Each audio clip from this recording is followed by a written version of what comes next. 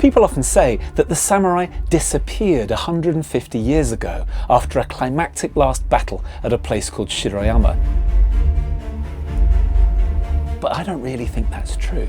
I think that's a mistake we make because we don't really know who they were in the first place. So in this video, I want to look at their real origins, who they actually were, and why they haven't vanished at all. 1,000 years ago, some of the first samurai were bodyguards for aristocrats at the imperial court in Kyoto. The emperor and his courtiers controlled most of Japan, commanded armies, and surrounded themselves with a famously refined culture. Poetry, calligraphy, subtle emotions, scented love letters. The samurai served them or attended them. That's literally what the word means.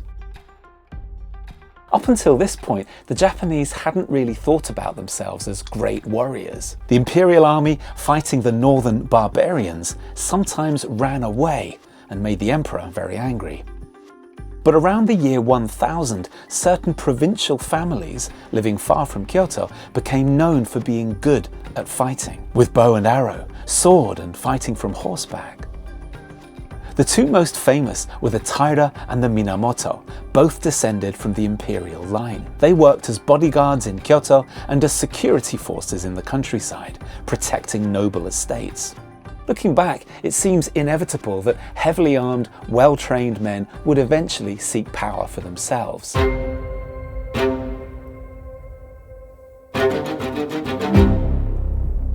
This was a turning point in Japanese history. Political power shifted away from Kyoto. The country was now governed from Kamakura, a seaside town near modern Tokyo. The man in charge was Minamoto no Yoritomo. He received the title of shogun, barbarian-crushing generalissimo. Yoritomo handled law and order, while the emperor remained symbolically above politics. Japan's emperors were not, of course, going to take this lying down. There was a constant risk that an emperor might side with enemies of the shogunate and try to overthrow it.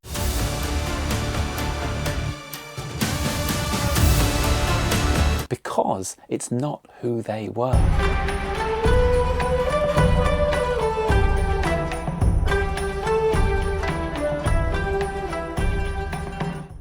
They recognized something sacred in the emperor and the court, divine descent, cultural prestige.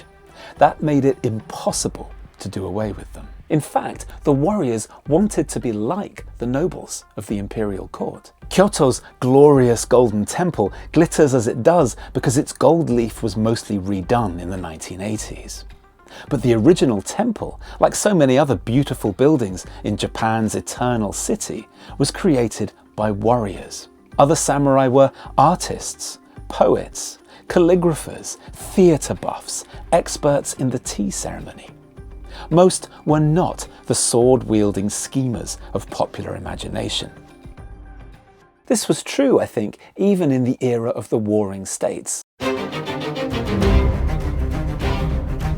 Oda Nobunaga, who helped to unite Japan and create the country we know today, was a blend of ruthlessness and refinement.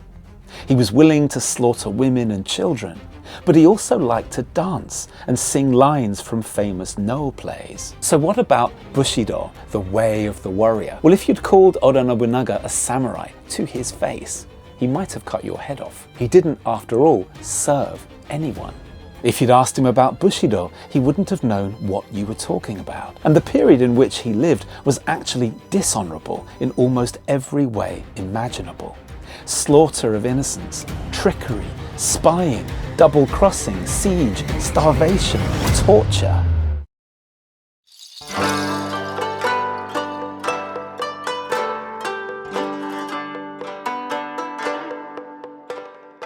Japan's way of the warrior was developed not in times of war, but during a long period of peace. And it's right at the end of that period that people often talk about the fall of the samurai.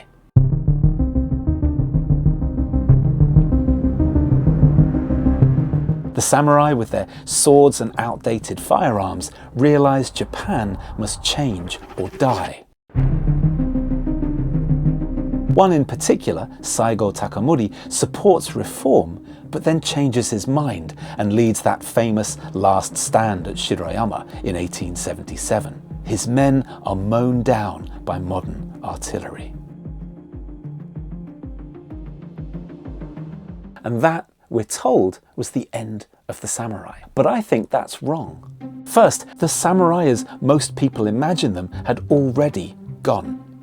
Warrior work had long since turned into office work. Samurai became bureaucrats and tax collectors. They wore swords as a status symbol, but almost never put on a suit of armour.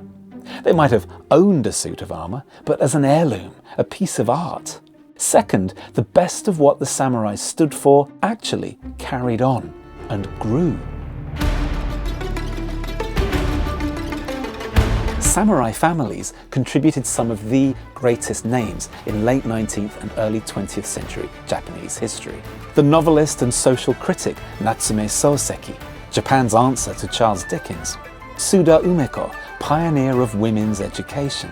Hideki Yukawa, Nobel Prize-winning physicist, father of Japanese capitalism, Shibusawa Eiichi. So the samurai didn't really vanish. Their swords, armour, battles, these things are now the stuff of history books, films, manga, museums. But the values and habits of mind that shaped the samurai, which they inherited and carried forward, are still very much with us today.